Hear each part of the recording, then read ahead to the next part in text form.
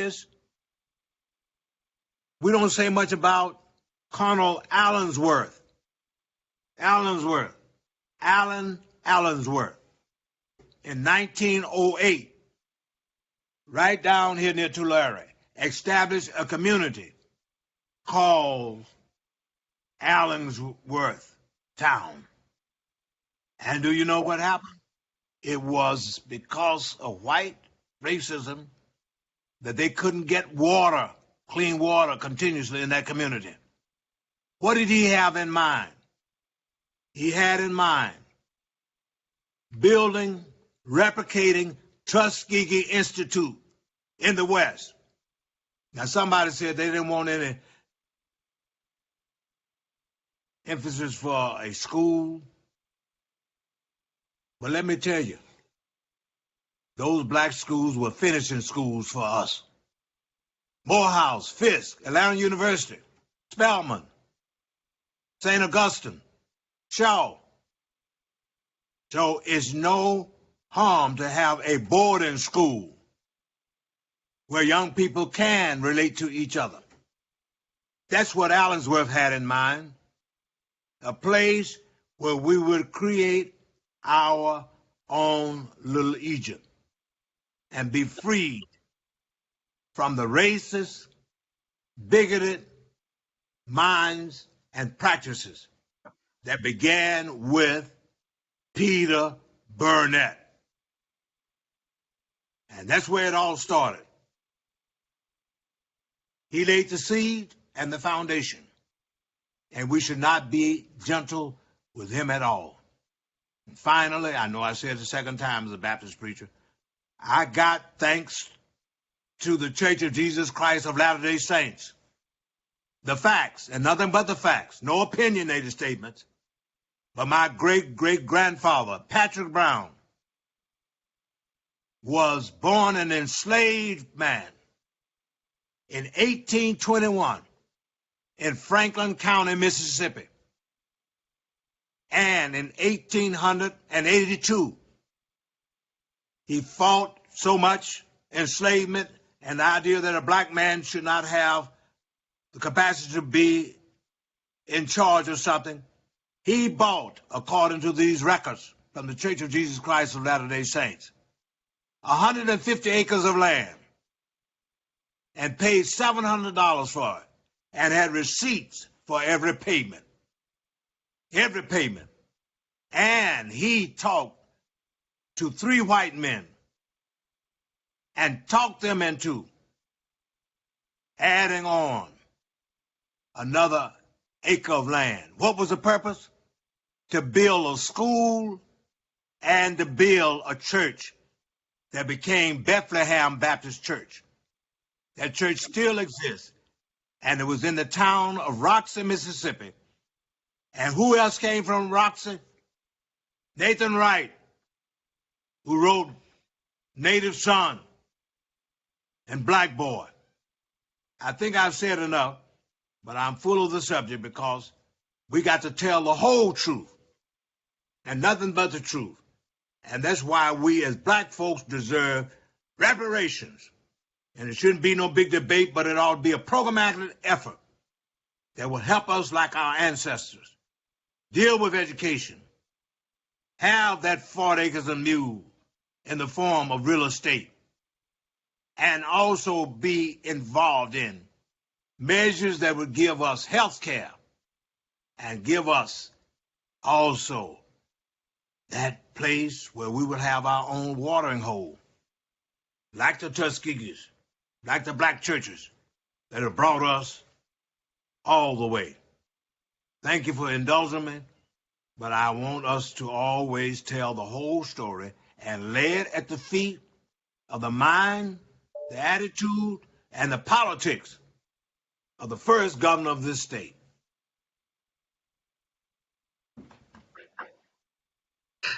Thank you, Vice Chair Brown, for that robust comment. I want to now recognize Professor Smith in the event that she wanted to comment on Vice Chair Brown's comment, particularly if you wanted to share more information about Peter Burnett.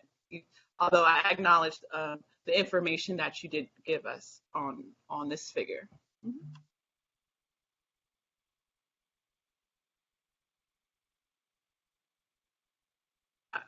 I don't see Professor Smith. There she is. She's there. Okay. She's muted. You're Many apologies. My laptop died all of a sudden, and so I missed that question right at the wrong moment. Could you repeat that for me, please? yeah, just Vice Chair Brown. He was talking about Peter Burnett and just elucidating more about his history. So I just wanted to give you an opportunity if you wanted to share more about him as a figure. Yes. Oh, thank you so much for repeating that question for me, and I apologize for my technical difficulty. Yes, I mean, I agree with Dr. Brown that Peter Burnett's a very important person in the history of California, of racism.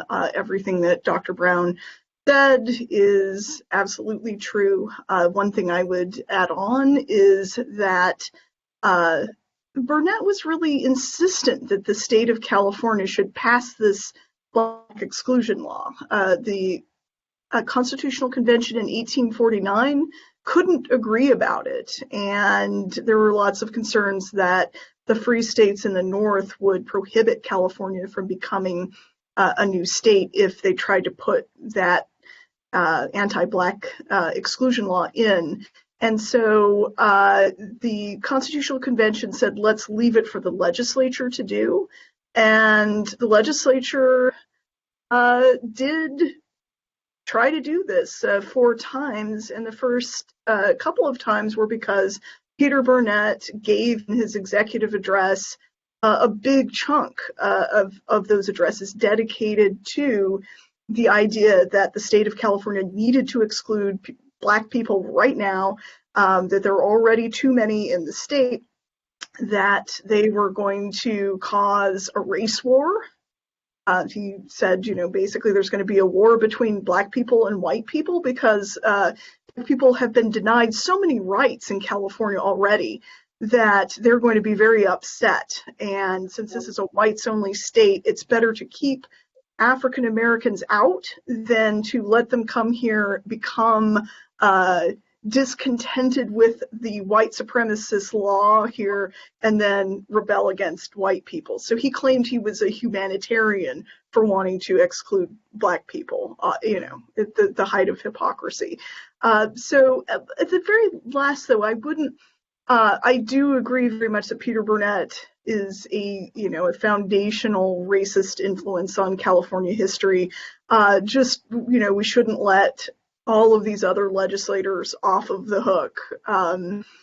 That these laws wouldn't have gotten so much. They didn't. California legislators did not pass those Black exclusion laws.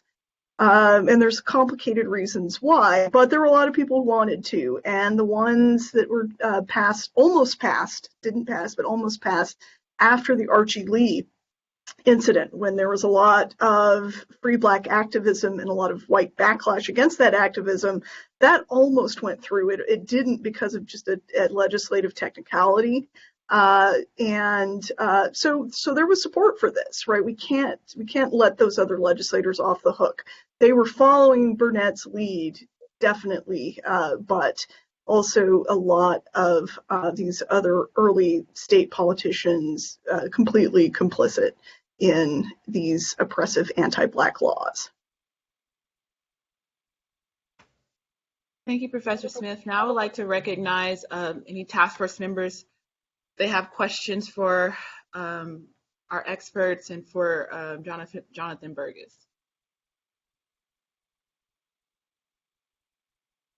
And I'm not seeing the full chat, so if you have a question, please speak up. But if not, I do have a question for Professor Berry. So for Professor Berry, thank you again for your thorough and incredibly moving expert testimony, and I truly appreciated you centering the voices of the enslaved in the preface of your comments and in the conclusion of your comments. I would like to ask my question, but also couch my question in a preface and a conclusion as well. So recently I was able to travel to Louisiana before Hurricane Ida, and I was able to, this was just about a month ago, I was able to tour the Whitney Plantation, which is the only plantation in the United States. It's a museum, but it's the only plantation museum in the United States that centers the voices of the enslaved. And there I was able to get a personal tour of the plantation with Dr. Ibrahim Asek. He's of Senegalese origin, and he has a PhD in African history. And there, during that personal tour, he shared with us the idea or the fact that many of enslaved Africans were taken from the west and central coast of Africa, particularly for the skills they had, right? And, related to rice cultivation and other types of cultivation.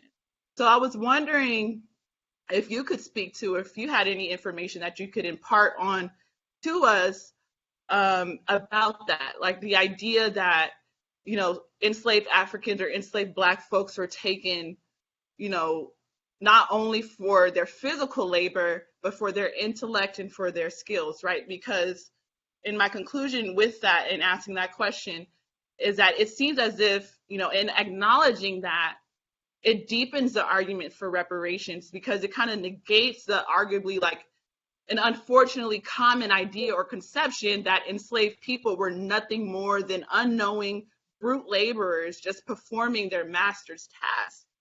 I'm really curious to understand,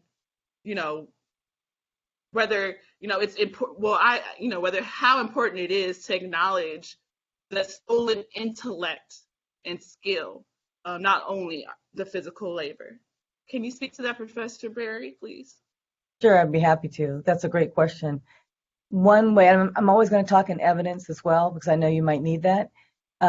When you look at newspaper advertisements for sales, or when you look at newspaper advertisements from the colonial era all the way through the end of slavery in 1865, there are records that describe where people were coming from in different parts of Africa and what skills they had, and they were bringing them with them. And so newspaper after newspaper after newspaper, broadsides, which were the posters they put up to advertise sales, they post them all over town centers and cities.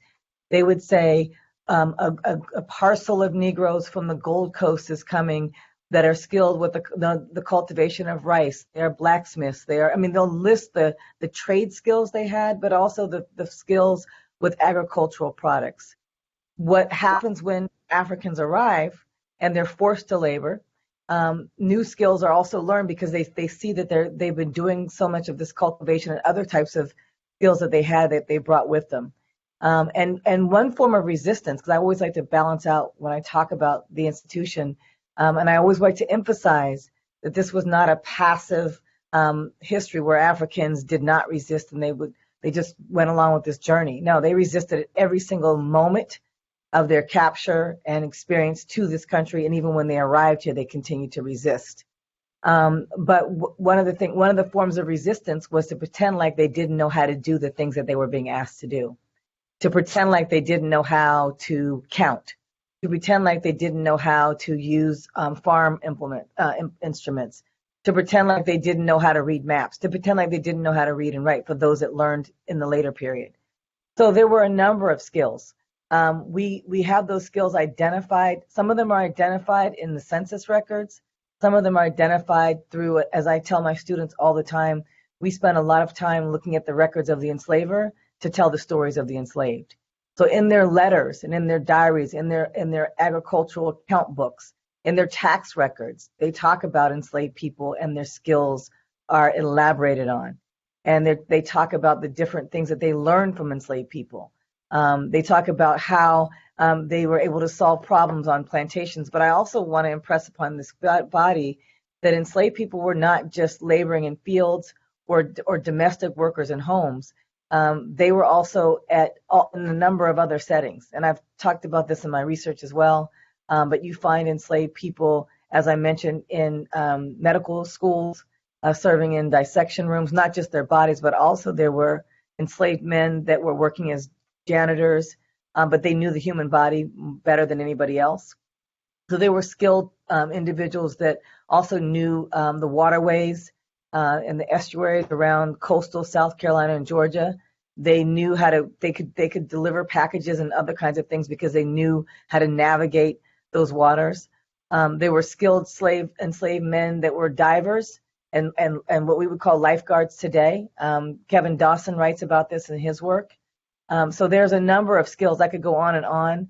My first book was on enslaved people and labor and their skills, and I found that they worked anywhere from 12 to 18 hours a day before they were then going back to their cabins, and oftentimes they had work assignments in the evening where women had to sew and do other things for the plantation community. Some women were serving as wet nurses, where they were breastfeeding the black and white babies.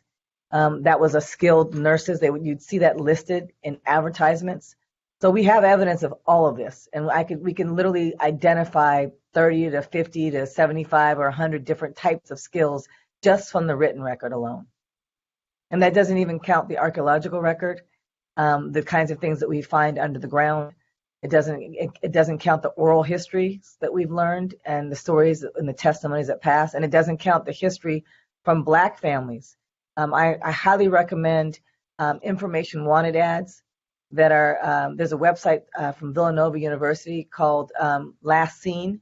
Heather Williams writes about this in her book, Help Me to Find My People, where African Americans were trying to connect with relatives that were taken from them or sold away during slavery. These advertisements were in newspapers through the 1920s, and they had advertisements. I would say this is the early history of Black genealogy from Black people's perspective, where they're saying, I'm trying to find my mother. She was sold away from me 40 years ago when I was 2 years old. I remember her name was Lucy and her hair was this length, but that's all I know. She had a smock on her when she left. She was about this complexion. I think she went to Alabama.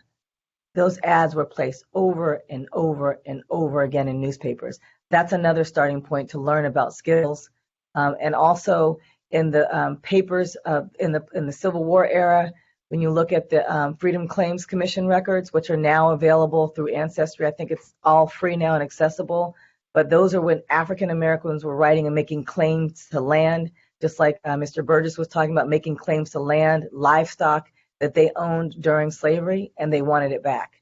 So those are just two types of sources that we can find evidence of skills and possession of property that they tried to claim. I hope that answers your question. Oh, yes, that more than answers my question. Thank you so much for that information. At this time, are there any members of the task force that would like to be recognized?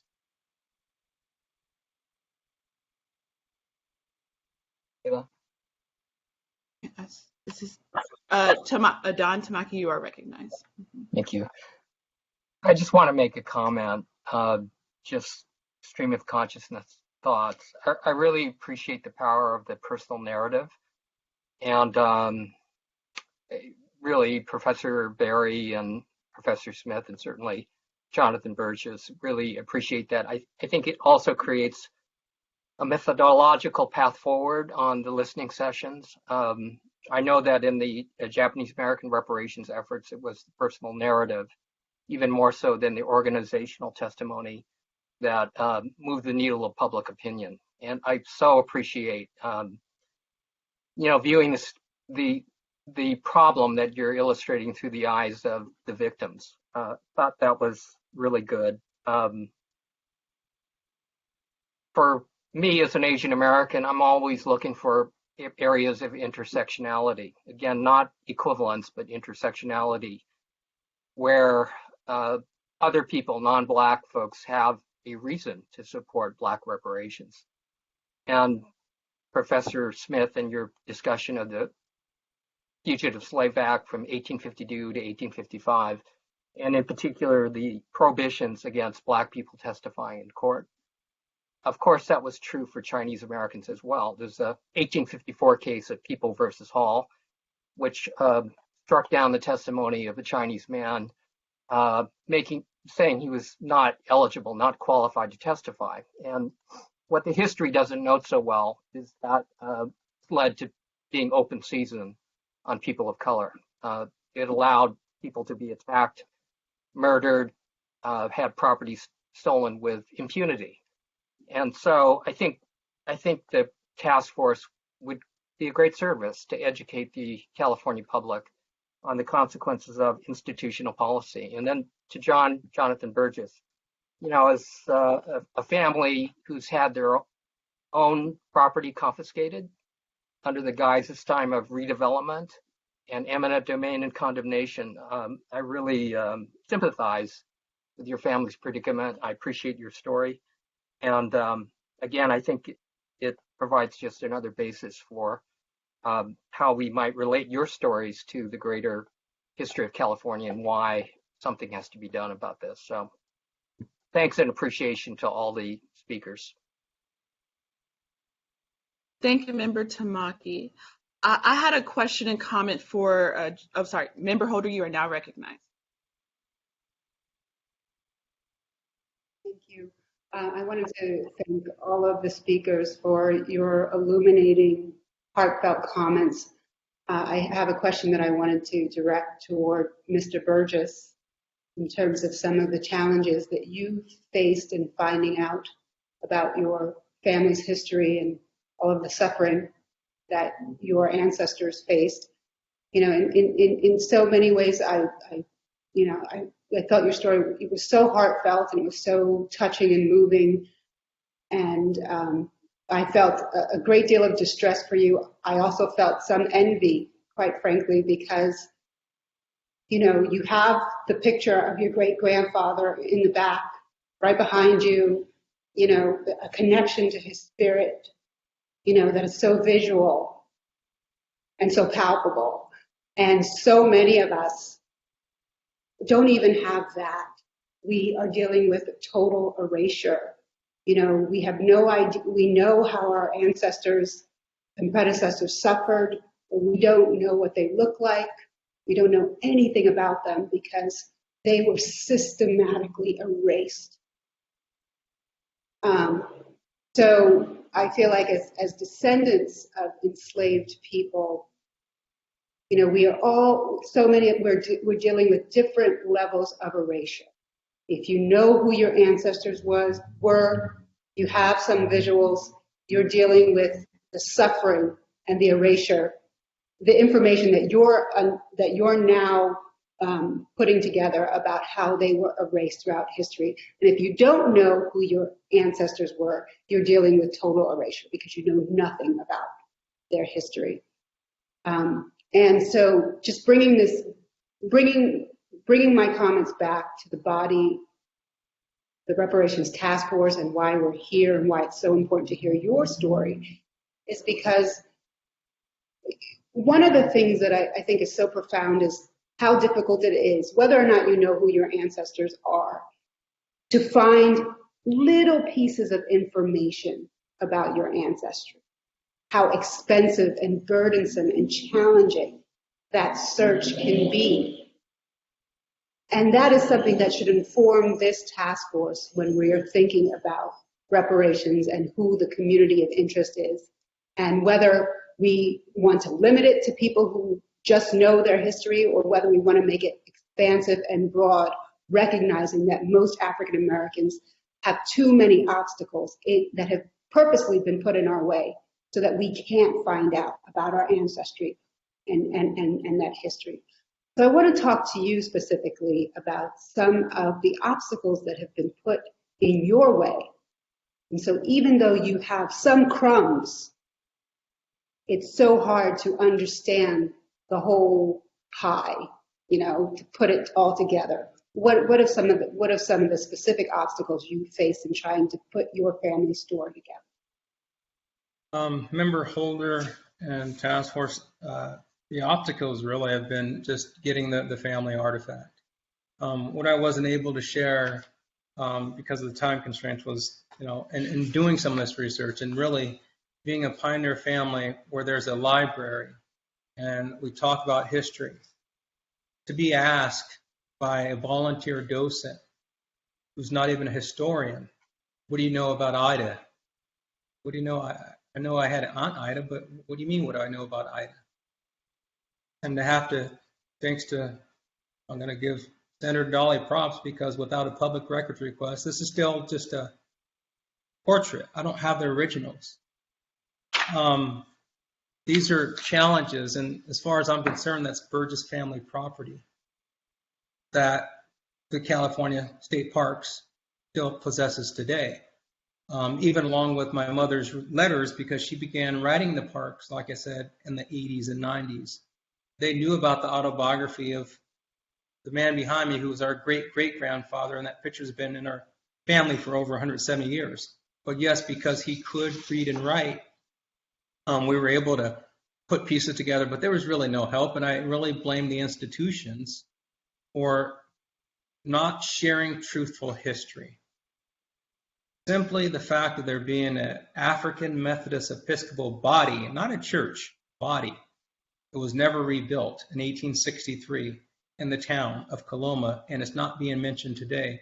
It's a crime. There's a Pacific Appeal newspaper where my great-grandfather, his actual son, dark-skinned guy, and of course the oral narrative is he would marry the darkest woman he could find to take the bloodline back. But his son wrote an article in 1870 about the kids going to school. He was appointed secretary-treasurer of the AME Church, or the AME body, when the colored citizens met in what was called the Methodist building in Coloma. A lot of this stuff I've gotten, some of it, through non-historians, some through historians that have helped me on their own, but it's convoluted, and it makes me want more. And I ask the question, why is this history not out there for everybody to read it? To the point of, I've got probably more documentation than most families. To the point of my great-grandfather, who's dark-skinned like me, Rufus M. Burgess, in 1878, 28 years after the gold rush, found a gold claim. He found a mine. And they wrote about it in the newspaper, the Mountain Democrat. And they said that basically it was $65 per ton, estimated. It produced flattering results, and they took supervisory control of the site. Now, I didn't know this. Thanks to a gentleman by the name of Mr. Lee up there, that was helpful. We disagree, but it was helpful. I got patent letters to my great-grandfather's property. And on the patent letters, when he got his deeds, because he was there in 1872, it said that he could not acquire or hold a gold mine or claim. And so I question, did these letters get given to non-black descendants of slaves when they got their deeds to property? I also question why in 1872, the first township map of Coloma, that's a replicated copy and file. Our family had been there for 50 years already, well, 20 years, and we're not listed as landowners. But yet in the 19th century, somebody came in and wrote in where the black people are supposed to go based on what one gentleman said, George Johnson. He's the son of C.J. Johnson, who, as far as I'm concerned, could have been a slave owner. I don't want to discredit him, but when you look at it, he's traveling with his partner. So the historians greater than me can tell you what they talked about or how they rarely mentioned the contributions of black people during the gold rush. But Mr. Johnson, in his late age, wrote a manuscript. He was born in 1868. He's actually in a picture with my great-grandfather. And they took what he said and made it part of the gospel and built that park. Put all the 5 black families down in one lower end of the park, which they were because it was segregated at one point. But I asked this question today, I'm still in search of. The Nelson Bell property. That man right there, the Rufus Burgess, the guy that got there in 1849, that's listed as white in the census, but somebody clearly went back and changed it. I asked the question, the home that was raised in 1950 by state employees, right? Why don't we talk about that today? And why don't we know where it is? And why has the park kept this a secret? Those are the challenges that I face, and we shouldn't have to face it when we're talking about just true history. I've told people today, and I challenge this task force, Google the word African Church, Coloma, and you tell me what comes up. See, what I know is that the Emmanuel Episcopal Church never moved. Longitude and latitude coordinates don't change. They can say what they want, but we've got both deeds to that church. And it didn't make sense for Peter and Elizabeth Wimmer to be listed as landowners when they left and went back to Utah in 1857. Peter died in 1861, and Elizabeth relocated to San Luis Obispo when she came back to California, but yet on the 1872 map, they're listed. We won't get into my great-grandmother being Josephine Pierce Burgess and the H.B. Pierce property surrounded by orchards, but yet there's testimony of my Uncle Marion saying that we packed fruit and served the whole valley. We don't mention H.B. Pierce. So when I find common with history, if you were an abolitionist or if you were African American, very little written about you. And I feel sorry for the families that have been using as tokens. And then, as Reverend Brown would say, his story was created by someone that didn't know our history. And they made fallacies, and that's hurtful for the families too. I'll land my plane there, and I hope I answered your question.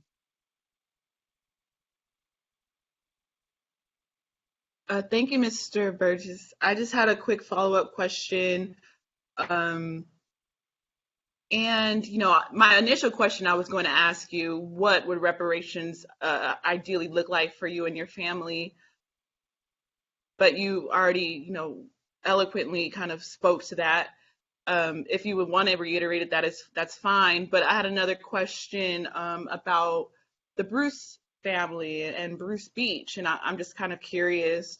Have you or the Burgess family tried to make some connections with the Bruce family just to share histories and stories? But also, before you answer that, I just wanted to acknowledge that you are a fifth generation Californian, right? A true native son.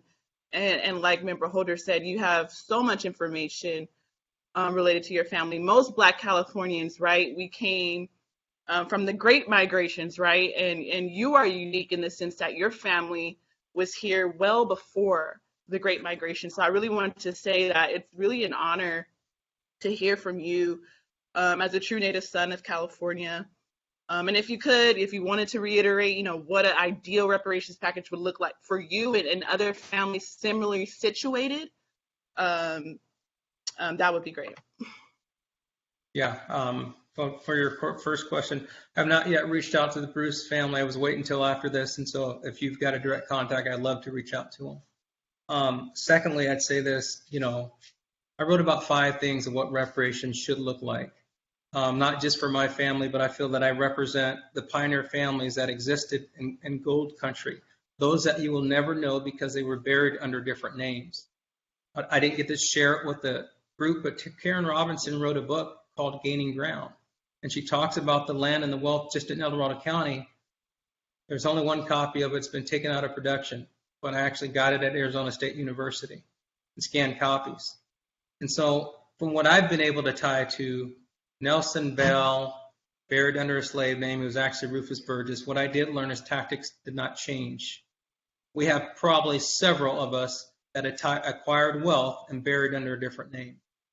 But what reparation looks like, as a matter of fact, yes, just like the Bruce Beach family. In instances, if we need to do a DNA test with this man, and let's do the probe and put this to rest for once, because I told you I'm a truth seeker. Parks, the institutions, I can't even blame the parks. The institutions has withheld this information. So reparations immediately, the land that's ours, the state of California, yes, they return it and they pay back leases for it. And for everybody that won't know who their loved ones were, develop a fund. Because I know personally that the state pays no taxes. They don't pay taxes on buildings. They don't do any of that for the building. So I look at parks different. I look at prisons different based on what I know. The last thing I'll say about reparations is we want policies enacted that actually protect us. The California Constitution clearly, going back to when it was formed, has failed to protect descendants of slaves. We may say in a fallacy that there is, and one of those things is let's just look at our government contracting. And I'll tell you how many people are descendants of slaves that actually have government contracts. So not just the Burgess family. Our ancestors didn't ask for anything. In fact, they worked for free for years. And it's a shame that the state of California, their contracting list, when you look at it, it's less than 1% going to descendants of slaves. So I'd say give somebody the opportunity to hand it. Those are things that can be enacted right now. Yes, cash payment, absolutely, for the trauma. The fact that I don't have these, my mother didn't know all this stuff. The federal, if we can go to the president and ask for money for the refugees, which I agree with because they're here for the sanctuary city, we can go to the president and ask about these federal things that enacted that affected the generational wealth, such as taking a gold claim from my great-grandfather, who actually found it, and being justified under the federal laws of Congress. That's a direct effect to the generational wealth gap that we talk about today. When you look at African-American descendants of slaves in California, across the United States. The gold rush actually made us the 5th largest economy in the world. And it's shameful that when you look at my family compared to my European brothers and sisters that came over here, long after us, they're still 5th generation landowners. They have legacy wealth. That's not right. I've done well for myself. I'll continue to do well for myself. I'm not asking for a handout. It's what I'm entitled to. It's my birthright. So I would tell the state of California, yes, those immediate things, just like the Bruce Beach family. We're not talking about the little land that you condemned. We're talking about the land when the lady asked me, what do you know about the land on the north side of the hill? Or my recently retired, well, he's been about 10 years, firefighter, Irish brother that says, John, there's a plot of land that's sat vacant across the river for more than 30 years. I know whose land it is. The state of California knows whose land it is. Let's get down to the business. And let's reinstate what we can while we wait for this task force, finish out educating everybody else as to why this needs to be done. But I hope to be able to help those other families that have lost their loved ones. Indentured servitude, Tina Alexander asked a question a long time ago when she was helping me out. Where are the children? I'll tell you where some of them are. Look at the grave sites. Every African American just about born up there is listed with the estimated year that they were born. You see, one thing that Europeans did do is they kept really good history. They knew even the month, day, and sometime the date they were born. Nobody really cared about slaves, and it was rare that they did, even a descendant. So that's how I found who I believe to be Ida Burgess, along with these pictures that were apparently taken out of the Burgess home. I land. Thank you. Thank you. Member Grills, you are recognized. Member Grills, you are recognized. I know my mic wasn't cooperating with me. Thank you. And thank you to the panelists for both moving and very informative and thought-provoking testimony. I have several questions. I'm just going to put them all out there, and whichever one feels reasonable to answer or is answerable, some of them may not be, I'll let you choose.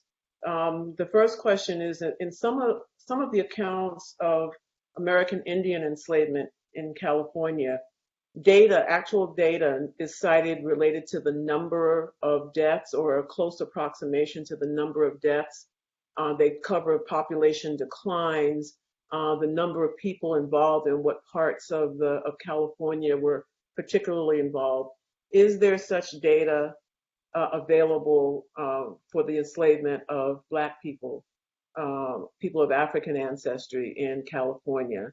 Another question is, do we have any sense of the wealth arising from Black slave labor during the gold rush and any institutions or businesses that benefited from that to this day? The third question, is there a repository of stories like that of Mr. Burgess and the Bruce family? And if not, if so, where can we find those? And if not, do you have any recommendations for how to create such a repository and resources that people can turn to gather that information? Coming up on my last two questions, what information might there be about post-enslavement conditions resulting from the backlash in California, similar to the backlash in the South? You know, things like lynching, incarceration, Jim Crow, et cetera. And then the final question, how would you define a California African descendant of slaves? How many does it need to go all the way? How many generations back must one go to potentially qualify if there were cash reparations? Do you have to be, yeah, does it go all the way back to the 1800s, the 1700s, and you have to be able to trace that all the way back? So those are my, series of questions sparked by things that you shared today. Thank you. I dive in on the repository and to share stories. And so I was moved by my own personal experiences, knowing that they can help others. And I started a nonprofit called the California African American Gold Rush Museum with the idea that one day we can actually make California great and there would be no need to put African in front of it. But our institutions have failed us, and so there's a need to actually tell true history. I would like to at least have this task force consider that and have historians that are not under the premise of the state of California, because the institution of the state of California has failed us time and time again. I need free thinkers, independent, that are not going to be comprised and constricted to even some of the things that this task force are constricted to, so that we can actually, to Reverend Brown's point, share true history. We don't have to demean other family members or descendants to do that, but there is a way to share history, because what I've experienced and my family has experienced is traumatic, and it hurts still today. So I don't know of a repository. I'd like to put this forth so that it can be one, considering I know there are other pioneers that were brought here.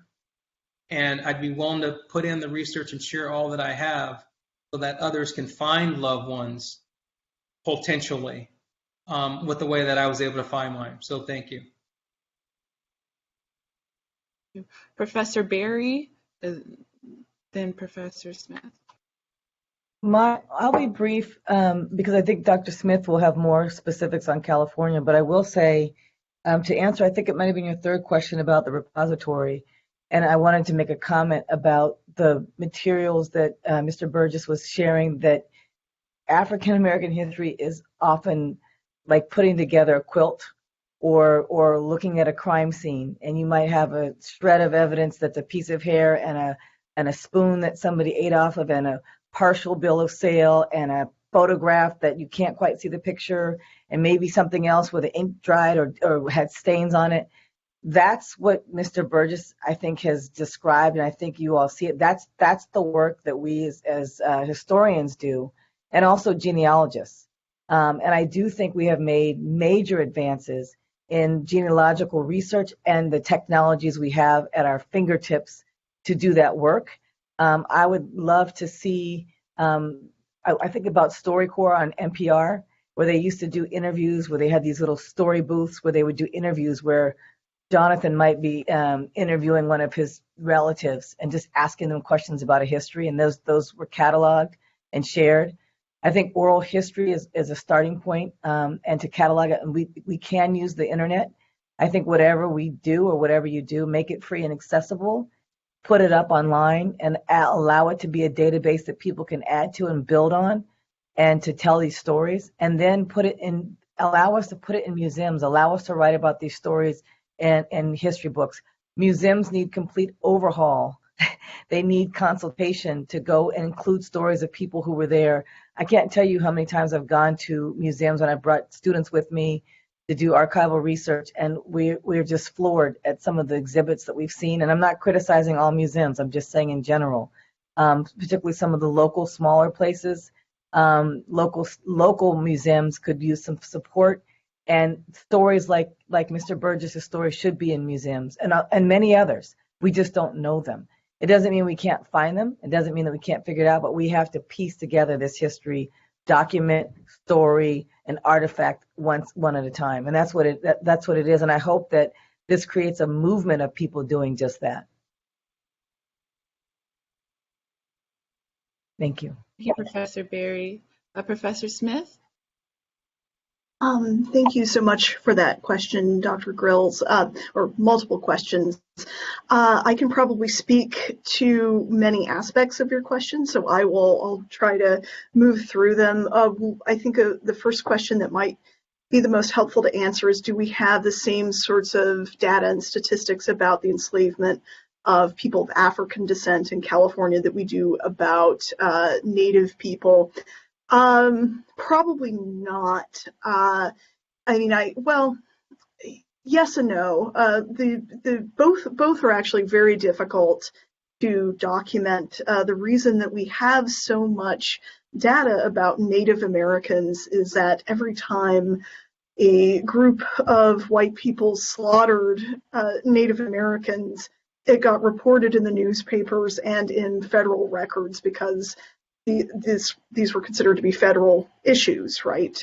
Policy toward Native people was a federal prerogative, and so you would hear federal officials complain about what was happening on the reserves and so forth. So in some ways we have less documentation about that. And part of the issue too is that enslaved Black people compared to Native people of California, of which there were hundreds of thousands when Americans started showing up during the gold rush, relatively small in number. I try to make the case over and over again, not insignificant, because you don't have two California Supreme Court cases surrounding enslaved people without this issue being significant, but the numbers are a lot smaller.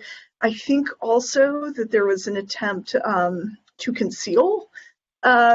Slaveholders sort of knew that this may not fly, and so they were actively, I would imagine, we don't have a ton of evidence about it, but actively trying to hide evidence of their enslavement, right? If you are holding people in slavery, especially after 1855, and there definitely were lots of people, especially in Sonoma County, in that position,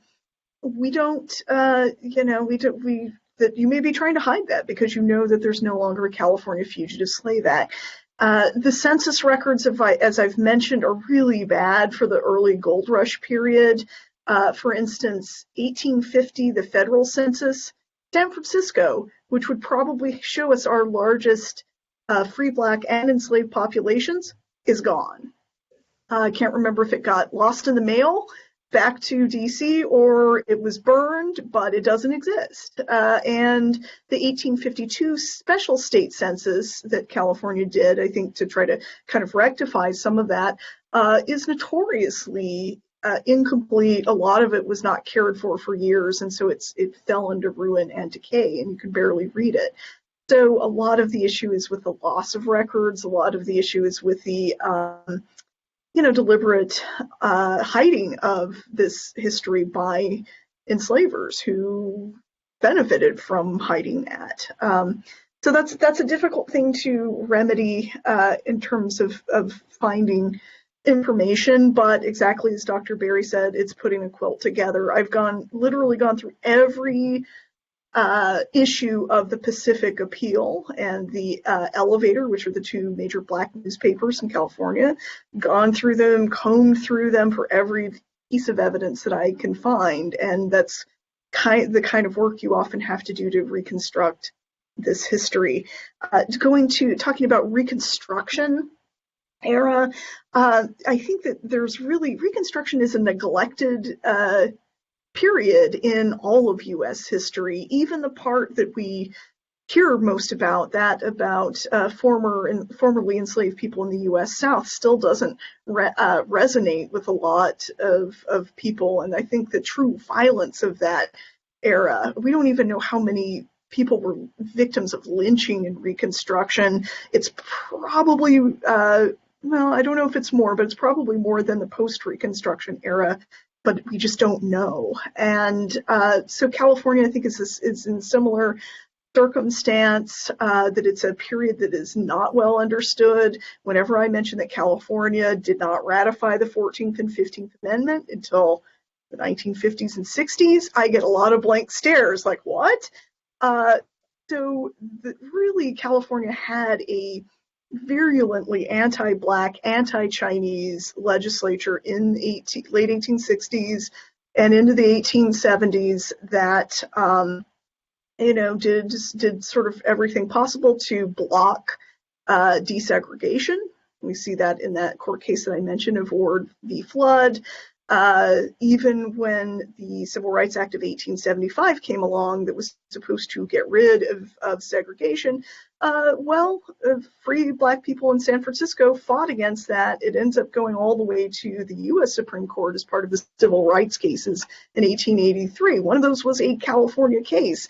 And so California was fighting desegregation in public accommodations and theaters up until the 1880s. And so I think that that's really important that we continue to track what happens with Black people's civil rights past the end of slavery, not just in the United States, but specifically in California, because there is very little about the 1860s, 70s, and 80s in that critical period. Thank you, Professor Smith. Oh, sorry. I did have a couple of follow-up questions for Professor Smith, but I know we have run out of time. But just for it to be on record, I wanted to ask Professor Smith, I was just intellectually curious, one moment, Vice Chair Brown, I was just intellectually curious around, if you could speak to like the legislative history, like if there was any testimony from the lawmakers at the time who were against the Fugitive Slave Act, and did they, go on record by saying like, why would we implement this Fugitive Slave Act when it's in contravention to, the California Constitution? I was just particularly curious on that. But also in doing some research on you, I know you partnered with the ACLU of Northern California, and you're recently a part of a podcast uncovering the state of California's role in the institution of slavery. And so I wanted you to speak to the enslaved men, Robert Perkins, Sandy Jones, Carter Perkins, but maybe you could just plug the work that you did with the ACLU, and then I'll get to Vice Chair Brown. So I'll just say extremely briefly that absolutely yes, there were voices against this Fugitive Slave Act.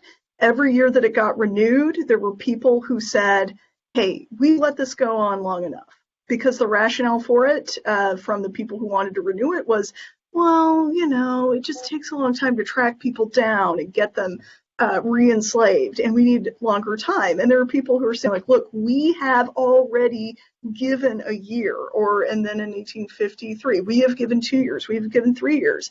So there are definitely people who said, look, this is continuing enslavement in California beyond what the original proposers of this law intended even. So that's the short story there. Yes, and the ACLU is doing a great project called Gold Chains, and I would just really emphasize that everyone check that out. I was interviewed for that in the very first episode, and I talked quite a bit about the Perkins case. And so Tamara Drumlin with the ACLU of Northern California did an excellent job producing that, and she's in charge of that project. So I would really emphasize that everyone take a look at that. Gold Chains, California, Northern California, ACLU. Okay. Thank you, Professor Smith. Vice Chair Brown, did you have a brief comment? Yeah, a quick comment. Thank you, Chair and members of the task force. I have right here in my possession Broussard's, Albert Stephen Broussard. His 1977 doctoral dissertation. There's a wealth of information in this book. Secondly, I would like to mention that I hope that the task force would consider agendizing the notion of all the iconic sites,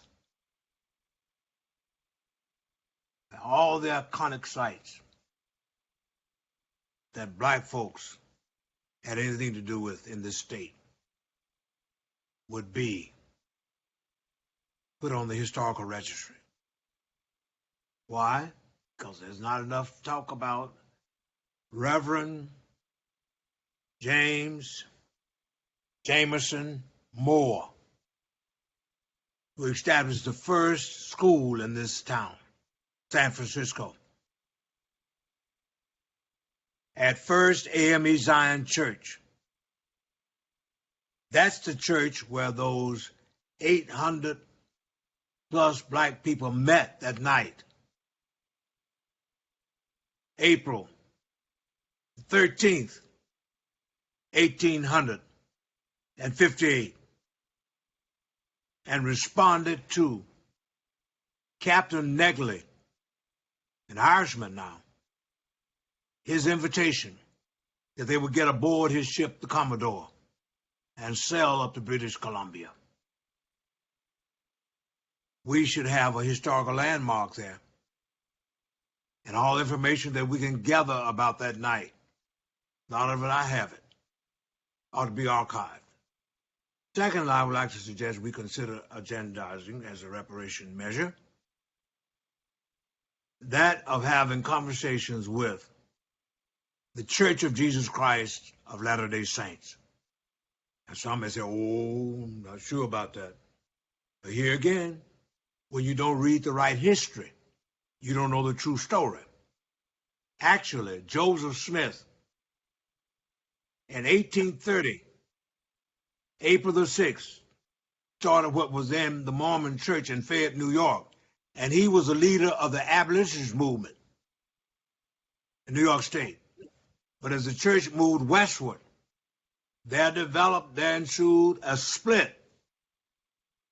A split, the same as all America was complicit in this thing of race and injustice.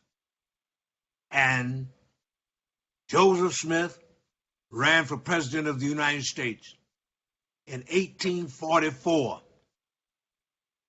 1844. To be exact, he announced his candidacy on January the 29th, 1844. And one of the major planks in his platform was the abolition of slavery by 1850. 1850. In his sentiments, he even preceded anything that Mr. Abraham Lincoln thought of doing politically as it regarded black folks. Finally, Thank you. Oh, finally. in the present moment, we have an opportunity. Next year, our Lord willing, through the National NAACP and through my initiative as chairman of the Religious Affairs Committee of the National Board, we will collaboratively work together to take to Ghana, West Africa, a minimum of 50 young people who will be known as the Amos C. Brown Scholars. They will go to Ghana, be a part of a seminar and a comprehensive program, and after they will have seen ground zero of that evil enslavement trade, they will come back to the United States from the Church of Jesus Christ of Latter-day Saints, National NAACP, and the local faith community in this Bay Area. They will come back as ambassadors for social justice. Thank you, Doctor. Thank you, Vice Chair Brown. Thank you for that. I'm just laying it out there. In addition to Brother Burgess, we ought to get on the great time. Yes. Thank you so much. And we'll have continued conversations tomorrow. Remember, this is not the last day. We have a whole day ahead of us tomorrow where we'll dig deeper in these discussions. Please excuse me, we did run into our break time, but I wanted to thank our esteemed panelists. Thank you so much, Professor Berry, Professor Smith, and John Burgess for your time and for your testimony. So it is 3:10, and we will move to break. It's going to be a short break. Excuse me for that. We'll reconvene in 5 minutes at 3:15 to continue the agenda, which is item number 9, Department of Justice updates. Thank you.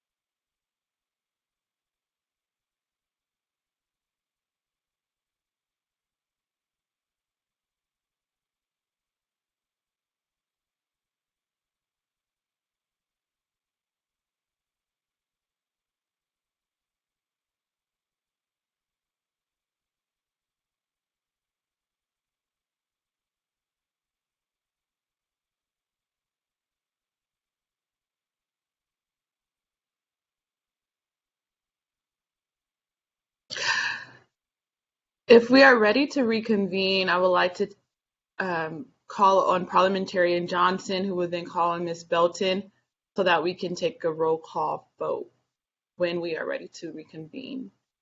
Parliamentarian Johnson, you can speak. One moment, I'm trying to. Okay.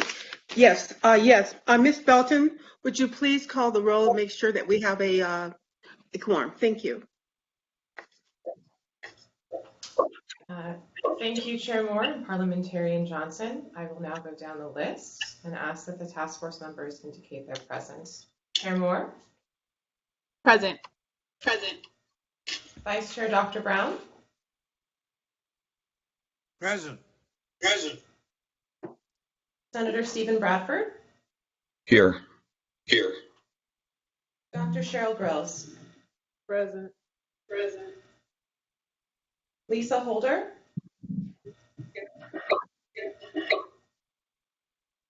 Here. Assemblymember Reginald Jones Sawyer? Présent. Dr. Javon Scott Lewis?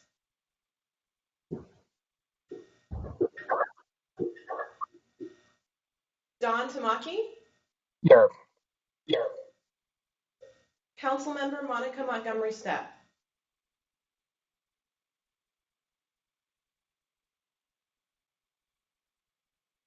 There are 9 task force members, and the number needed for quorum is 5. There are 7 task force members present. Madam Chair, a quorum has been reestablished. Thank you, Ms. Belton. Now we will move to item 9 and the last item of our agenda, or second to last item, the information item, Department of Justice updates. Please note that the DOJ has a series of announcements to make. Task force members, I would ask that you hold your questions until staff has finished presenting on all of the items. I now recognize Ms. Sarah Belton. Thank you, Chair Moore and task force members, for the opportunity to provide updates to you on a number of items. As the Chair mentioned, we will have ample time for questions after I share these updates, so I ask that you please hold your questions. The first item today is a statement that the Department of Justice wishes to make. We would like to retract a statement made and text written about Penn Mutual Life Insurance Company in the PowerPoint presentation portion of the June 1st, 2021 Reparations Task Force meeting. Based on information submitted by Penn Mutual Life Insurance Company to the California Department of Insurance's Slavery Era Insurance Registry, we do not believe that Penn Mutual Life Insurance Company issued insurance policies insuring slaves, nor did we mean to imply such a connection. The members of the Reparations Task Force were not responsible for the content of the presentation. I will next address public hearing witnesses. Department of Justice staff previously compiled potential witnesses based on feedback from the task force members, others, and our own internal research. Moving forward, the task force will be presented with potential witnesses for feedback and/or discussion in preparation for upcoming meetings. For example, tomorrow morning during agenda item 13, entitled Action Item, Agenda for October Hearing, the task force may consider witnesses. If the task force has witnesses for consideration for future meetings on particular topics, please send them to DOJ staff. Please keep in mind that witnesses may be unable or unwilling to testify, and DOJ staff work diligently to confirm witnesses and times in advance of our public hearing notice date. I will now address items for inclusion on future meeting agendas. We have similarly received requests that certain items be included as topics for discussion on public meeting agendas, particularly with the number of topics that the task force is slated to consider at each public hearing. According to the adopted public hearing plan, there is limited time left for other matters. Moving forward, We anticipate the task force will have an opportunity to consider whether to include particular topics on the meeting agenda for the next meeting or future meetings. For example, tomorrow morning during agenda item 13, again entitled Action Item, Agenda for October Hearing, the task force may consider additional agenda items that the task force wishes to discuss as a body, time permitting. I will now address some follow-up questions that arose during the July 9th meeting relating to the Bagley-Keene Open Meeting Act. Specifically, at the July 9th meeting, task force members asked DOJ staff for an update on the task force's ability to convene subcommittee or advisory committee meetings. Answer to this question is yes, the task force is authorized to create subcommittees. And AB 3121, specifically Government Code Section 8301.3, subsection B, permits, quote, any subcommittee or member of the task force may, if authorized by the task force, take any action that the task force is authorized to take pursuant to this section, end quote. However, any subcommittee created by the task force may be subject to the Bagley-Keene Open Meeting Act. As a reminder from the June 1st meeting presentation, Bagley-Keene applies to state bodies, and as the task force was created by statute, it is a state body covered by the Act. Under the Act, however, the type of subcommittee the task force is authorized to create would also be subject to the public meeting requirements of the Act. Specifically, Government Code Section 11121, which defines state bodies, includes under subsection B a committee or similar multi-member body that exercises any authority of a state body delegated to it by that body. Similarly, subsection C would cover advisory committees, if, quote, if created by formal action of the state body or of any member of the state body, and if the advisory board so created consists of 3 or more persons, end quote. I will now briefly address the Community Engagement Plan Intra-Agency Agreement. The task force heard from Dr. Grills and Dr. Stoll this morning about the Community Engagement Plan and the scope of work with the UCLA Bunch Center. Having heard the task force adopts the scope of work with an emphasis towards being inclusive, DOJ staff will now work to enter into an interagency agreement with the Bunch Center. Please note, DOJ staff will work with our contracts team internally on this, including working to secure the necessary funding. I will now address a couple of items that have come up relating to meeting logistics and administration. DOJ staff have received a number of comments and questions regarding the use of the BlueJeans video conference platform. Please note that BlueJeans is the platform utilized by all entities within the Department of Justice when our office hosts video conferences and virtual events, up to and including events with the Attorney General. For task force meetings, we use BlueJeans events in order to be able to accommodate more attendees. Relating to accommodations, as is included in our meeting notice and agenda, members of the public may reach out to our office to request accommodations for a public meeting. Individuals can contact us by email at reparationstaskforce@doj.ca.gov or by phone at area code 213-519-0504. I will note here that this phone number and email address are both dedicated to the task force and available to receive messages.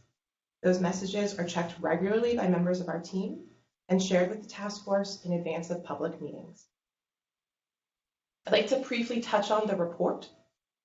As the task force voted in the first meeting, DOJ staff have been hard at work to research, outline, and draft the first report, which must be issued by June 1st, 2022, and contains 12 substantive sections or chapters. We thank the task force for its engagement as we work through these chapters. We also want to note that we have been in contact with the State Archive within the Secretary of State's office and the California State Library to make sure that our research and drafting team is able to access their resources. Speaking of resources, the Department of Justice has previously shared with the task force members a copy of the budget change proposal, which provides resources to implement AB 3121. This budget was focused on DOJ staff to support the work of the task force, and we've actually had many more staff resources working on this project that was initially included in that budget. The time expended by staff includes work on the report, work planning and administering these public hearings, and responding to other task force inquiries. Since we do not have an unlimited amount of resources and a relatively short defined time in which to complete the work of the task force, we are working to respond to additional requests and must prioritize them as appropriate. The last item I'd like to briefly touch on is the Conflict of Interest Code. As a state body, the task force enacted by AB 3121 has 6 months after creation to adopt a Conflict of Interest Code. We'd like to make the task force members aware that DOJ staff have worked on a draft code and are in communications with the Fair Political Practices Commission about its contents. The FPPC strongly suggested that we collaborate with the agency before bringing the code to the task force. We hope to have a document to share for your consideration soon. This will be included on a future meeting agenda, as adoption of a Conflict of Interest Code is something that the task force is required to do. Thank you for your patience. I am happy to respond to your questions.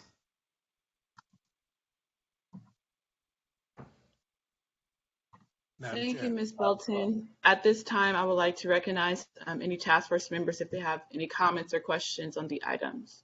Vice Chair Brown, you are recognized. Madam Chair, members of task force, I would like to share with Ms. Belton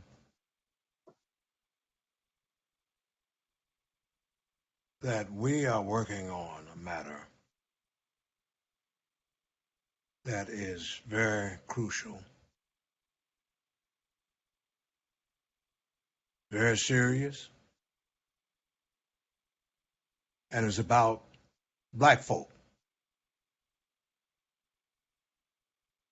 As much as it is about us, speaking as Vice Chair, I feel that it is a matter of respect,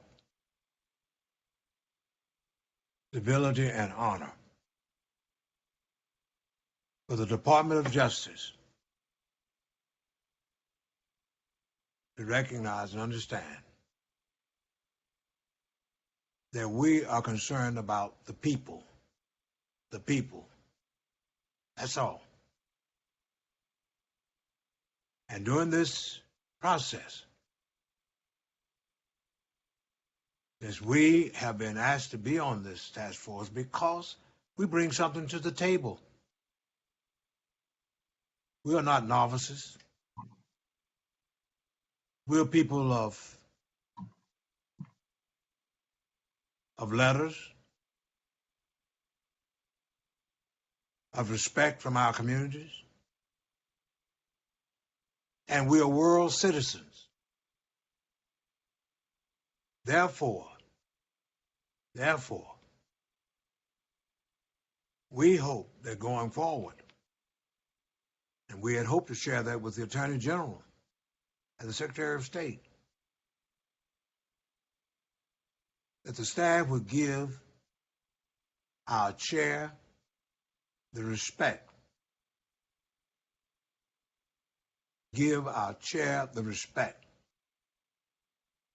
of, one, hearing from her input, and two, that the Attorney General, Secretary of State, and even the Governor need to recognize that we're dealing with people who already been wronged historically, who already been pushed too far behind. And therefore, in the spirit of reckoning and reconciliation, it ought to be that if without violating any law about meetings. But if we want to relate to our own community for a town hall, where nothing is binding, no decision is made, but that task force members who will not go over the number 3 and be in violation do have the right to go to a church, to be at a community meeting and listen. Mississippi, where I came from, the old adage is God gave us 2 eyes to see, 2 ears to hear, and 1 mouth to speak. The only thing that this task force would be interested in is listening, looking, and when there is to be official action, it will be done through duly, rightly agendized items, and we shall appropriately communicate with the public so that no one is disenfranchised, as we've been disenfranchised by evil forces in the national and regional governmental bodies. So we hope, we plead that you would take this back to all of the authorities. And if we are wrong, show us where we're wrong. But this voices my sentiment, and I hope the sentiment of all the members of this task force. The civil rights movement came from the bottom up, not from the top down. And that's not to negate or disrespect resources, knowledge, whatever, come from wherever. But we don't need to be treated like we are children, or that we don't have the capabilities for self-governance. We must not buy into that silly notion that I quoted before, that Aristotle uttered during the 4th century BC, who said that black folks, in his politics, he said it, would never be capable of self-governance. We know how to behave and we know how to govern. Thank you. Thank you, Vice Chair Brown, for your comments and sentiments. They're definitely echoed by myself, sure, the task force as well. I did have a couple of questions for Ms. Belton. One question, can you please, for the benefit of the public, elaborate on the types of accommodations that the DOJ could assist with? Also, if you haven't already, can you comment on the part of Saturday meetings? I have another question, but I'll stop there because the last question I have is more of a substantive nature rather than procedural.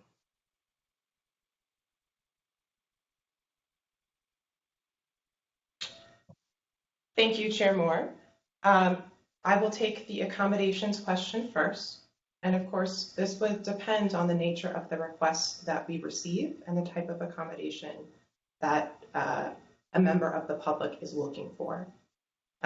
So, you know, it would depend on what folks reach out to us for, and we would have to work with them to figure out the appropriate accommodation. So it's not a set response. It's dependent upon the type of accommodation requested. Can you give some examples based on other tasks supported or the DOJ has supported in that? Unfortunately, I don't believe that the task force has received accommodations requests for the virtual meetings that have been held so far. And prior to the executive order that was issued during the pandemic, of course, meetings were happening in person in public. And so the type of accommodations requests related to those types of in-person public meetings. So again, it's a particularized response to the specific accommodation requested, and it would depend on if and what accommodation was requested by a member of the public for a task force meeting. Regarding Saturday meetings, unfortunately, while we certainly understand the desire for potentially increased public engagement that could come with weekend meetings, we have considered this internally extensively, and we are not able to support weekend meetings at this time. In addition to operational reasons, such as overtime requirements, the burdens on both the members of the task force and the numerous staff on the DOJ team required to put these meetings on, weigh against holding weekend meetings. But perhaps more importantly, and especially once the pandemic emergency exception to Bagley-Keane's requirement of meetings in person to be open to the public, weekend meetings would require extensive office resources on the day when state offices are closed, or the coordination and potentially cost of obtaining other locations. We certainly hope that the task force's blueprint for community engagement, which was considered in July and again discussed today, will provide even more avenues for involvement by the public, including listening sessions, and then we are already providing by having multi-day meetings with multiple public comment periods. Thank you, Ms. Belton. Vice Chair Brown, you're recognized. Ms. Belton, I consider that to be very unreasonable. Totally. But we are concerned about righting a wrong. It requires extraordinary time. And for Black people, and even brown people, or people who are marginalized, we've never had the luxury that those have had who had things going for them. We're not saying every weekend there'll be a meeting, but at least this big old bad California state, with all this humongous economy we have, there ought to be at least one or two meetings that would fit the schedules of the oppressed. So would you please tell Mr. Attorney General, new occasions teach new duties. And time does make ancient goods uncouth. We deserve consideration. If we wanted to have a town hall meeting on the weekend to accommodate the people, it's not asking much for the sake of the people. Not for us, but the people who are working some 2 and 3 jobs. They ought to be heard. They are the least. They are the looked over. They are the locked out. They are the left behind.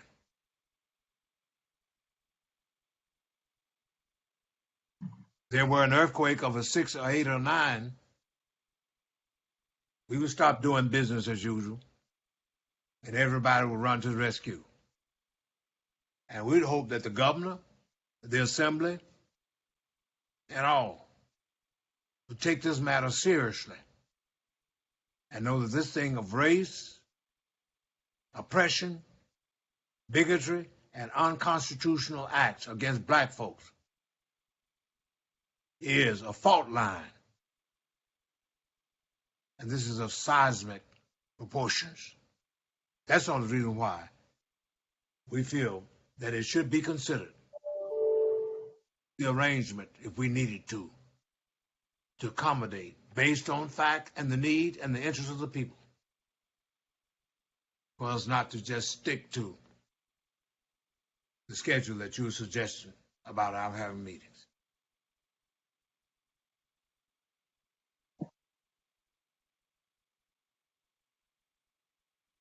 Thank you, Vice Chair Brown. Also, for the benefit of the public and those that are listening, in the event that staff or the California DOJ isn't prepared to provide an example of what an accommodation request could look like, I would like to offer an example for myself. So, for instance, if any members of the public are hearing impaired and may want to participate in the public hearings, but there is, they're hearing impaired, right? I just checked the YouTube live stream. I clicked closed captions, and they're not available.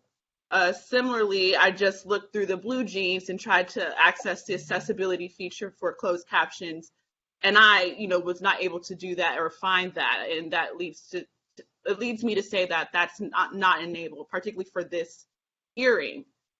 So that is an example of an accommodation request. So to the members of the public, in the event that you all need closed captions or anything related to that, feel free, as Ms. Belton said, to reach out to the pertinent email account and phone number and make that request known.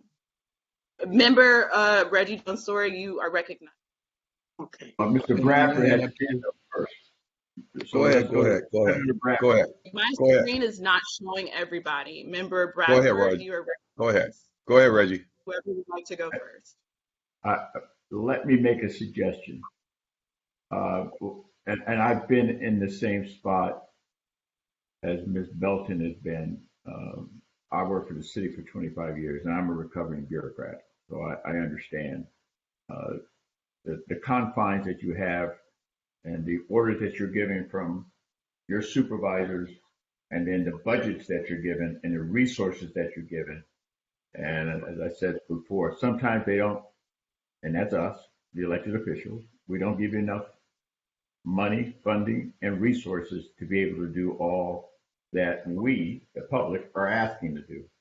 And so generally what I would do, instead of saying, and this is no reflection on staff, what I usually recommend to staff is, instead of saying no, tell either, especially elected officials, if you know how we are, you never want to tell us no.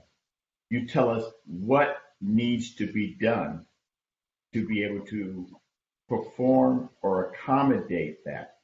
Once that individual, that committee, that elected official knows that it may require a budget augmentation, it may require changing the law, it may require something extraordinary as far as personnel and forcing personnel out of their union contracted duty to be able to do something. Once we know those are the challenges that we need to do, and we can overcome those challenges, I think we'll get to a place to either we'll be able to get this done, or we'll know that whatever we need to do, the hurdles may take some time to get to that, or it may be a hurdle that we just can't overcome. I think Ms. Belton and the people we directly interact with, they're kind of middle management in the middle, and they're doing the best job. And in fact, they're doing a phenomenal job, especially dealing with people like myself, because I'm the one that brought this whole conversation up. So I feel a little guilty about it too, because I'm the one that wanted to expand more meetings. And I do believe this committee is so dedicated to doing this. We wouldn't even take financial compensation. That's how committed we are to being able to meet on Saturdays or Sundays on a rooftop, in a parking lot. I'm sure we will do that. But I think we should, especially the staff that we see that's on this, they're doing a bang up job, especially the speakers we had. And so we need to work with them too, and hopefully give them the respect as we want them to give our chair, and especially our vice chair, all the respect that they're due, but we do need to have a better communication capabilities so that you fully understand why DOJ, I'll just say DOJ and the Attorney General's office has some hurdles that they need to do. I won't say it's impossible, that they may have some hurdles they need to do. And I would prefer that they do that in consultation with both the chair and vice chair, because they understand it. They then can explain to the rest of us if it can or can't be done. And that's just a suggestion. I don't know if that's something Ms. Belton can get back to us, or have a conversation with your manager to just work that out so that there's clearer lines of why things can and can't be done.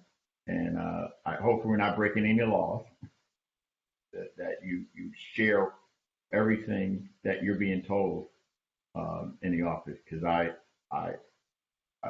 don't want to speak for the staff we're dealing with, but I think they meet on a Saturday or Sunday. In my heart of hearts, I think they definitely want to make sure this is successful. For them, this is really, really important to them and the DOJ staff that I've talked to.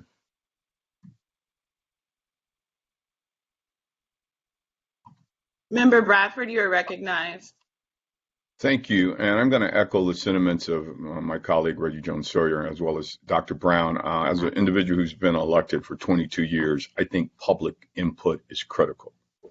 And to silence that voice, whether unintentional or not, by seeing that we can't hold some kind of meeting on a weekend, I find it somewhat insulting, especially in light of our current budget situation. And almost to paraphrase Dr. King, the Negro continues to get a bad check that comes back insufficient funds. And it's no way that I'm going to believe the vaults of California can't afford to host a Saturday meeting over the next 2 years to allow as much public input as possible this is a unique situation here with this task force. And I think we have the opportunity to set an example for the rest of the country and the world as to what we can do.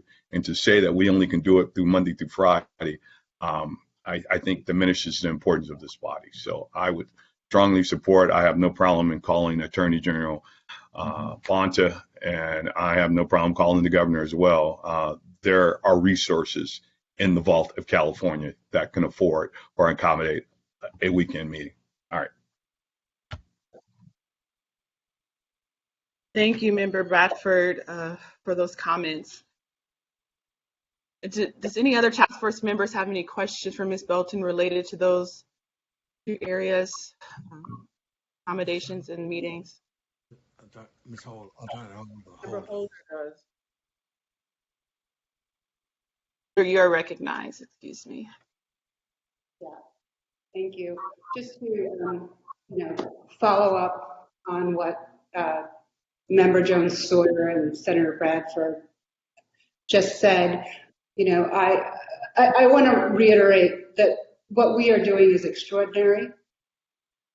It's an extraordinary task that we're undertaking. Many of the people who have called in, the public that has been recognized, they've talked about how do we educate the community? How do we make direct contact with Black folks beyond organizational contact? There's a public outcry right now to bring this truth to the people. And if the people, including young students who are in school Monday through Friday, want to hear this truth, they may need to hear it on a Saturday. And part of our task, part of our undertaking is to reveal the truth. And if that needs to happen on a Saturday, then it needs to happen on a Saturday. Let's make it work. The other thing that I wanted to ask Ms. Belton, and I also want to thank you, Ms. Belton, and Yoon and the other people at the DOJ. You know, I understand that you're getting it on both sides. I understand that you all are dedicated to civil rights as well, and you have committed your careers to that. And I don't want to devalue that in any way. I think we are all on the same team here. I do have a follow-up question about the witnesses that we are bringing in. Many of us have put forth a number of witnesses, expert witnesses and lay witnesses who we think will be critical to inform the findings of the written documents that the DOJ is working so hard on. And I think those folks that we have recommended, it's very important that the DOJ do their due diligence and take extraordinary measures to try and contact some of these witnesses. Because again, as Dr. Brown says, as a collective, this task force brings hundreds of years of civil rights enforcement activity to the table. We are a huge value add.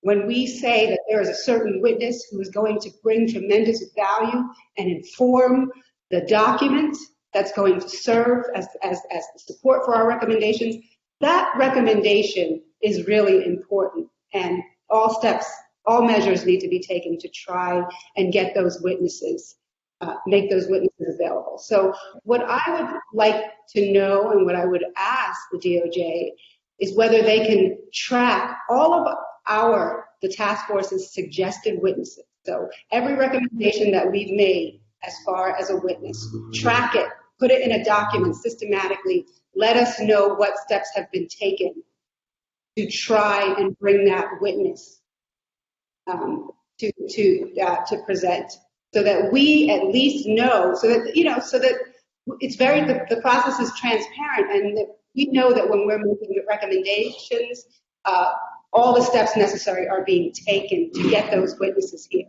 If we can't have that witness, then okay, but we would like to know why we can't have that witness, and we want to make sure that the DOJ has done the follow-up and given us the support to try and get that voice to this body. So I'm asking whether that's something that can be done, some sort of systematic tracking of gathering the witnesses that the task force suggests. Thank you, Member Holder. And I just have a follow-up to that. I had the same exact question and suggestion for witnesses. It's actually something that I requested from the DOJ, like this level of transparency where we can track everyone that all the members have suggested. What were the responses? So I would love to hear from Ms. Belton, but just to summarize my question. So one, I echo Member Holder's sentiments and would like to hear a response about her suggestion. I also had a question about the public chat. If Ms. Belton, you could clarify for the members of the public why the DOJ decided to close the live chat for the July 9 hearing and for this hearing. And then I also had a question about the budget. I did ask for the DOJ to show the budget change proposal form that the DOJ staff submitted in October, just for the benefit of task force members and the public. We are running low on time, so we could, table that discussion for tomorrow, but I just want to voice my concern about the budget, right, that was submitted last year.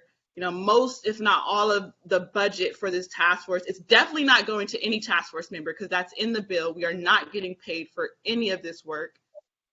The budget for the task force as it stands is going to DOJ salary. But interestingly enough, there isn't one DOJ attorney that is 100% dedicated to this project, right? And so that is a concern, at least for me, and I can say for Vice Chair Brown as well. And I think that's something that needs to be addressed sooner rather than later. So again, Ms. Belton, if you can address for the benefit of the task force and the members of the public, the reasoning for shutting down the live chat for the July 9 meeting and the September for this hearing, address at least a member holder's suggestion about witness tracking and transparency, and then the budget. Thank you. So as to the spreadsheet, I just want to note that within your meeting materials are the witnesses that are going to be potentially considered for the October 12th and 13th hearing. I will note that the October meeting has an October 1st notice date.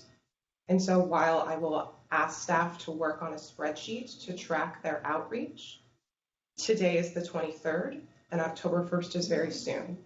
I also want to note that of the witnesses that we reached out to for the September meeting, a number of folks told us no or were not available. So thank you, Member Holder and Chair Moore, for that question. That is my response to that piece. On the public chat was enabled for the June 1st meeting, and there were anti-Semitic and racist comments that were submitted by members of the public throughout the course of that meeting. Public comment is certainly ensured by the Bagley-Keene Open Meeting Act, and that is why we have, as the task force has voted, 2 public meeting periods. If we had a public chat, that is not something we'd be able to moderate for legal reasons. Our restrictions that we're able to place are time, place, manner restrictions, not content restrictions. So part of that is maintaining a suitable working environment for our staff and that it is not hostile. I would also just note that right now, as I've said before, we're having a purely virtual meeting because of an executive order providing an exception to the Bagley-Keene Open Meeting Act. We may not have purely virtual meetings in the future. We may have in-person meetings. And so, you know, as I said, Bagley-Keene requires public comment. We've certainly provided for that. There is an email address and the phone number that's readily available to the public. So that's my answer on public chat. As to the BCP, Chair Moore, if you'd like, we are prepared to share a screen and put it up. I'll note that I don't know who drafted the budget change proposal, but it was certainly adopted, and it reflects resources devoted to the Civil Rights Enforcement section and our colleagues in the Research Center, which is another part of the Department of Justice. Chair Moore, we've put up the document. If you'd like to direct folks to a particular page, we'd be happy to move there.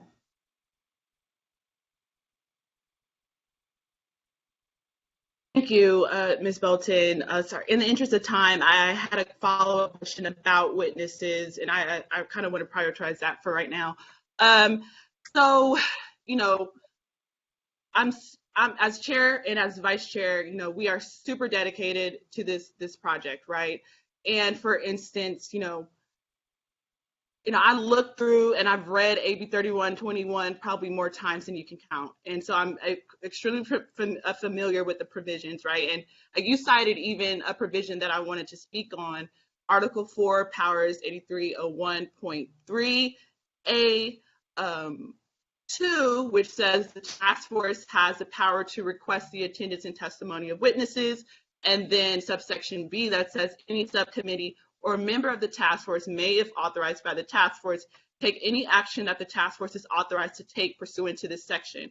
So I interpreted that to mean that any member of the task force is authorized by the task force to take any action related to the request of the attendance and testimony of witnesses. So in the June 1 meeting, Vice Chair Brown and myself were duly elected as vice chair and chairperson respectively. If you look back at the meeting and the slides, we were elected to collaborate with the DOJ to finalize the agenda materials, which would necessitate finalizing witnesses, right? But that also means we would have to ensure that recommendations from all task force members in terms of witnesses have been, you know, duly vetted and adhered to.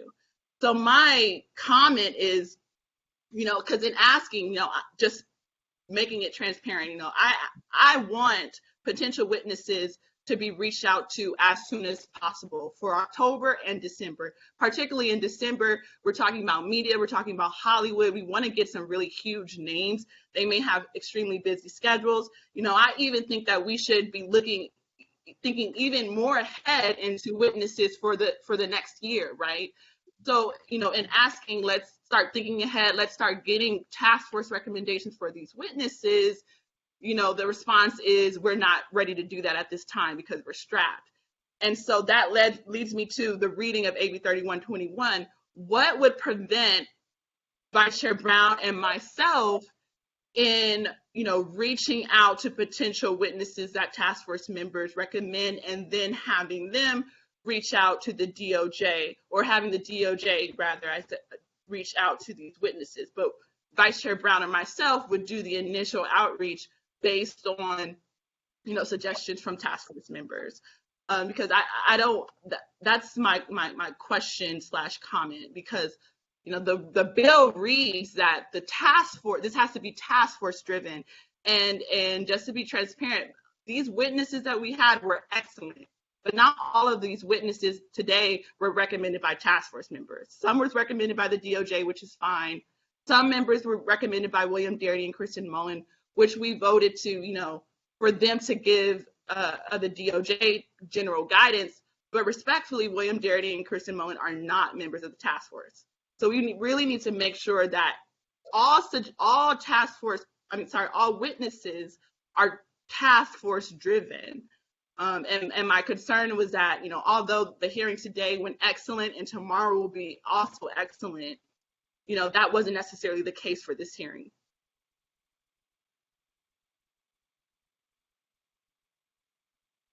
Thank you, Chair Moore. So as I've mentioned, moving forward, we anticipate the task force will be discussing witnesses at the meetings as they decide on any changes to the topics and any additional items for discussion. So the agenda draft that's in your materials is certainly a draft. It does include potential witnesses and the various witness blocks that are similar blocks in time to those we had today. So, I would request that the task force take a look at that in your meeting materials. I will note that we did solicit witnesses from all task force members earlier. I believe that was in August, and task force members did send us names. And so we are, as I said, we are happy to receive additional names, and I've certainly heard the request for a compiled spreadsheet from you and Lisa Holder today.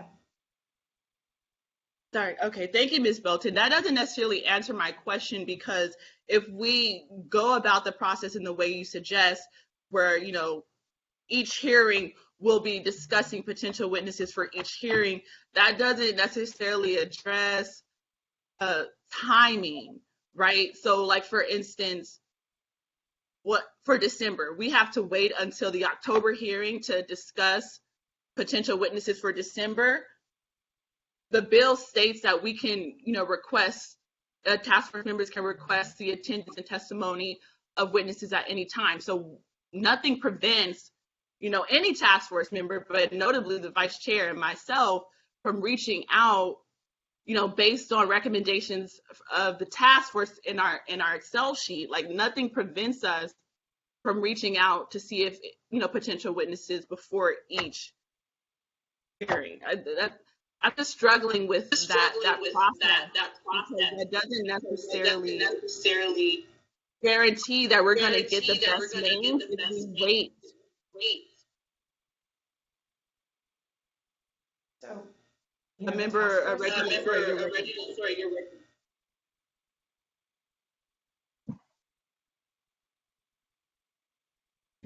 And this is for Ms. Belton, a lot of frustration for committee members is they're making recommendations, or they're making recommendations for people to work on this, or whether or not it's for people to speak. And let's just talk about for people to speak. And I'll just give you an example. If committee members give you 20 names, and for whatever reason, all 20 names can't testify in October, November, December, and then you go ahead and pick other people, what that leaves in the member's mind that you totally discounted every last one of those suggestions, and you made the decision to discount them. if there's some way you could communicate with the chair and vice chair that, this person wasn't able to meet the commitment in December or January. This person couldn't meet the time constraint. I think that would help members here who are submitting names, and they don't see it. And so if we don't see it, that means we're not heard. If we don't know why they're not there, that means we're not heard. And so if we can get some better communication of why this task force members are given names and they're not showing up on the witness list, I think that would be helpful for both sides, that we understand.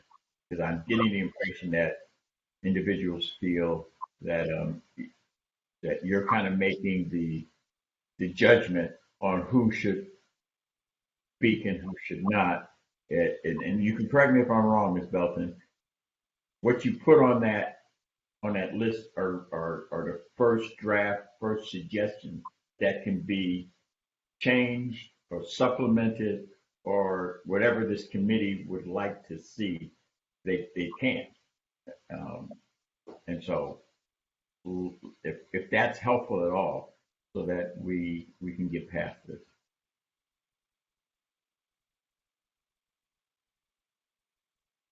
And it got quiet again. Okay.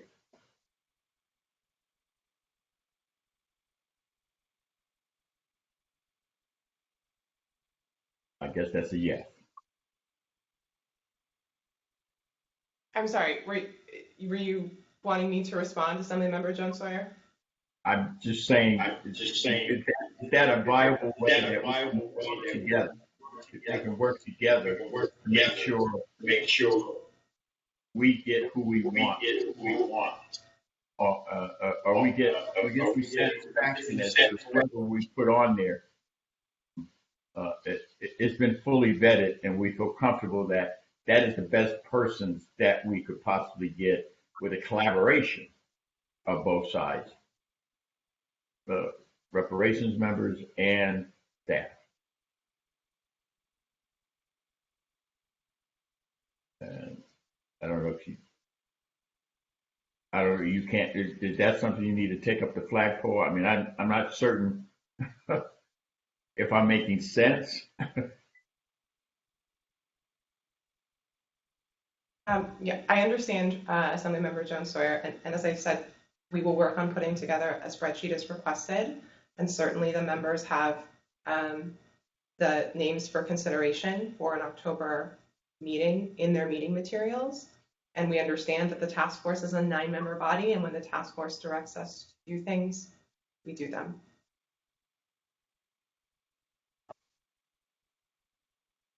So maybe that in terms of action, I'm wondering, sorry, go ahead, Member Jones Sawyer. I didn't mean to cut you off. That was, I know that was a standard bureaucratic answer, but right now that's driving people crazy. So it's either a yes or a no, what I said. How about doing that? That yes, you will collaborate with us on the committee to bring the best possible.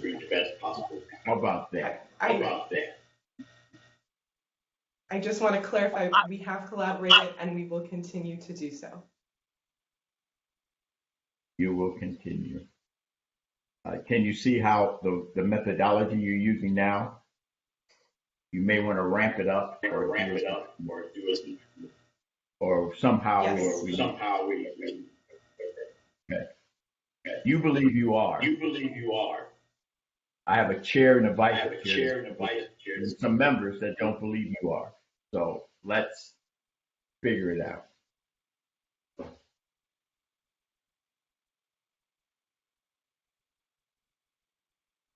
This is not rocket science. It's just communication. Right. And so we talked about the idea of a subcommittee. So I'm even thinking in terms of action, would it be helpful to entertain a motion to form a subcommittee that is tasked with looking through and making sure that Excel sheet of potential witnesses for the remainder of the year and the remainder of the life of the task force is updated as much as possible. And then that subcommittee also has the power to reach out to those potential witnesses, given how strapped the California DOJ is in terms of capacity. That subcommittee would have the power as laid out in Article 4, AB 3121, to reach out to those witnesses based on the collective Excel sheet. And then based on those responses of the witnesses, we'll have the staff follow up with them to confirm their entrance and attendance. I don't think we have to, but we should put together a list. I want to And clarify if we can get people like Common to come and speak, we can get, the Vice President of the United States to come in and testify, and we got that kind of clout on this committee, yeah, you should put that name on the list and get her to come or get him to come. And especially if we got that gravitas on this committee to bring that kind of weight to these hearings, yeah. But I don't know if we need a subcommittee. We probably just need to have somebody in charge, put the list together to get over to DOT, knowing that we're going to have to do the work to get that person here. Just make sure we're ready to do that. Madam Chair, let me say this. Yes, please, Vice Chair Brown. I don't see why this would be a challenge and a problem at all. What? Now, I know you don't want to suggest this, and I should not like to think that this is what it is. It is coming through that you all in your department might have a particular vision of an outcome for this task force. And we will have gone through the motions, cross all the T's and dotted I's. But at the end of the day, it will not represent what has come from the womb of the Black community. Sure, we need allies and friends, but those allies and friends are public servants, supposedly. And we know how to influence people and win friends. But I do not think that is a good thing. It does not give the right optic for it to appear that this department wants to control.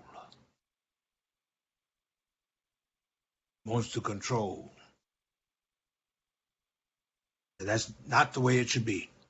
If we are assigned to a task and we do diligence to do everything right, we present to you all, and you say to the world, we agree or we don't agree with the end product. My goodness. Wean us. Turn us loose. And we have people that we want to suggest, and they're available. Let them speak. It shouldn't be a big thing.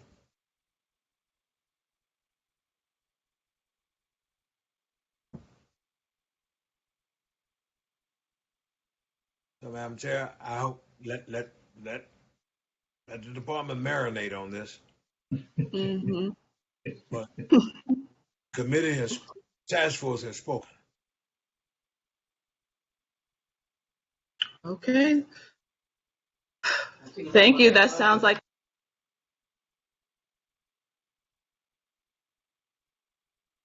Thank you, Vice Chair Brown. I do want to recognize that we are over time, right? We are 15 minutes over time, but we do have a hearing tomorrow. And notably, as stated by Ms. Belton, action item number 13, agenda for October hearing, we can discuss, these matters more in depth tomorrow. But I do want to be mindful of people's time and commitments. So now I would like to close the meeting. If there aren't any other questions or comments from the task force. Thank you all to our witnesses. Thank you to Mr. Howard, Professor Brooks, Professor Berry, Professor Smith, and Jonathan Burgess. We're looking forward to our expert witnesses and our panels for tomorrow. Without any further ado, this meeting is adjourned. Thank you. Madam Chair, Yes. we'll adjourn with thoughts, and if we're praying people prayers for the brothers and sisters from Haiti and all peoples who are trying to find refuge from tyranny, tragedies.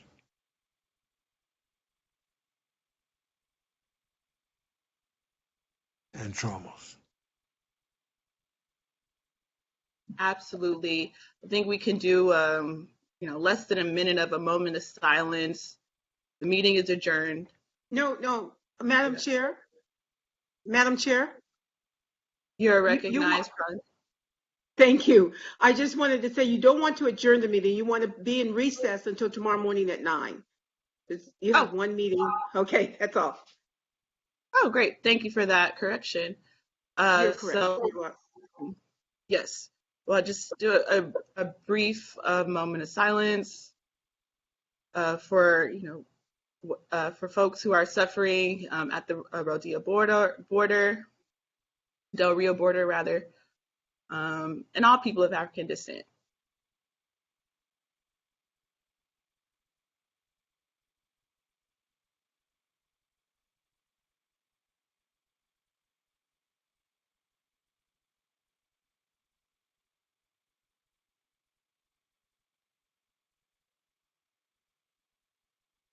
Thank you. The meeting is officially in recess. See you tomorrow morning. Have a good evening. Thank you. Thank you.